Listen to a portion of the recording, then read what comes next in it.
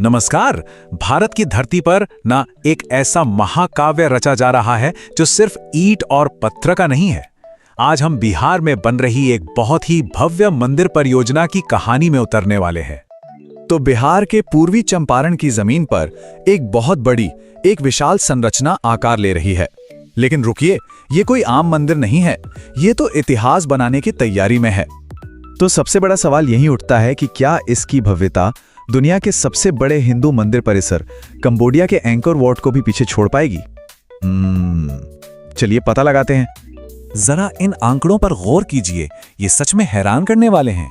विराट रामायण मंदिर 270 फीट ऊंचा होगा, मतलब एंकोर वाट से भी पूरे 55 फीट ज्यादा, और इसकी लंबाई 1080 फीट। ये इसे वाकई में एक महाकाय संरचना बनाती है।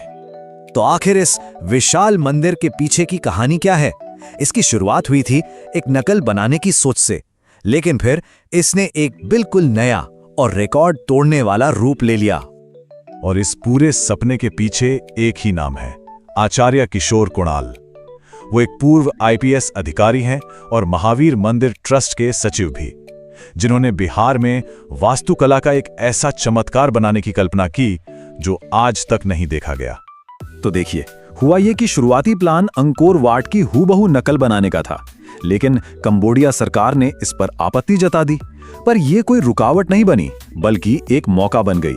ट्रस्ट ने न सिर्फ जगह बदली, बल्कि एक नई, ज्यादा बड़ी और मौलिक डिजाइन तैयार की, जिसे आज हम विराट रामायण मंदिर के नाम से जानते हैं। तो चलिए अब इस विशाल संरचना के डिजाइन को थोड़ा और करीब से देखते हैं और जानते हैं कि आखिर वो क्या चीज है जो इसे इतना अनोखा बनाती है। इस मंदिर की डिजाइन असल में 3 महान मंदिरों का एक संगम है। इसकी जो भव्यता है वो अंकोर वाट से ली गई है। इसके गलियारे रामेश्वरम के रामनाथ स्वामी मंदिर से प्रेरित हैं, और जो बारीक नक्काशी है वो मदुरई के मीनाक्षी मंदिर की याद दिलाती है। इसकी लंबाई वाकई हैरान करने वाली है, 1080 फीट। आप अंदाजा लगाइए, ये अयोध्या के भव्य राम मंदिर से भी करीब करीब 3 गुना ज्यादा लंबा है। और ये सिर्फ लंबाई नहीं, चौड़ा भी उतना ही है। 540 फीट की चौड़ाई इसे एक मजबूत और भव्य आधार देती है। ऐसा लगता है जैसे कोई पहाड़ खड़ा हो। और ये है वो रिकॉर्ड बनाने वाला आंकड़ा, 270 फीट। ये मंदिर के मुख्य शिखर की ऊंचाई होगी, जो इसे दुनिया का सबसे ऊंचा मंदिर शिखर बना देगी। और हाँ, ये सिर्फ एक इमारत नहीं है। इस पूरे परिसर के अंदर अलग अलग देवी देवताओं के लिए कुल 22 मंदिर होंगे। मतलब ये अपने आप में एक पूरा आध्यात्मिक नगर होगा। मंदिर की इस भव्यता के अलावा इसके दिल में, इसके केंद्र में एक ऐसा आकर्षण है जो अपने आप में एक विश्व रिकॉर्ड बनाने जा रहा है। भगवान शिव को समर्पित एक विशाल शिवलिंग। इतने सारे आश्चर्यों के बीच एक चीज है जो इसे सबसे अलग, सबसे खास बनाती है। वो क्या है? और वो है भगवान शिव को समर्पित दुनिया का सबसे बड़ा शिवलिंग।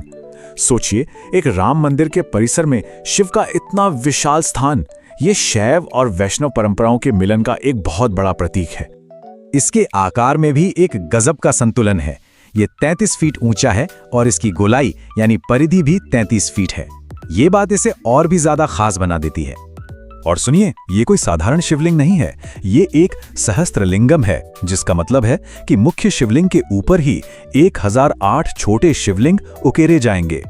ऐसा माना जाता है कि 8वीं शताब्दी के बाद से भारत में इस तरह के सहस्त्रलिंगम का निर्माण पहली बार हो रहा है। जरा कल्पना कीजिए, करीब 250 टन वजनी ये शिवलिंग एक ही काले ग्रेनाइट पत्थर से तराशा जा रहा है, और ये पत्थर भी तमिलनाडु के महाबलीपुरम से हजारों किलोमीटर दूर बिहार लाया जा रहा है। ये मंदिर सिर्फ एक पूजा की जगह नहीं होगा। इसकी लोकेशन इतनी स्ट्रेटेजिक है कि ये बिहार के सांस्कृतिक और आर्थिक नक्शे को हमेशा के लिए बदल सकता है। मंदिर की जगह बहुत सोच समझकर चुनी गई है। ये अयोध्या और जनकपुर को जोड़ने वाले नए राम जानकी मार्ग पर स्थित है।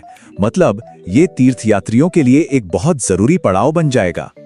तो जैसा कि कहा गया है, ये मंदिर सिर्फ ईंट और पत्थर की इमारत नहीं है, बल्कि ये शैव और वैष्णव परंपराओं के संगम का प्रतीक भी है, जो इसे सांस्कृतिक रूप से और भी ज्यादा महत्वपूर्ण बनाता है।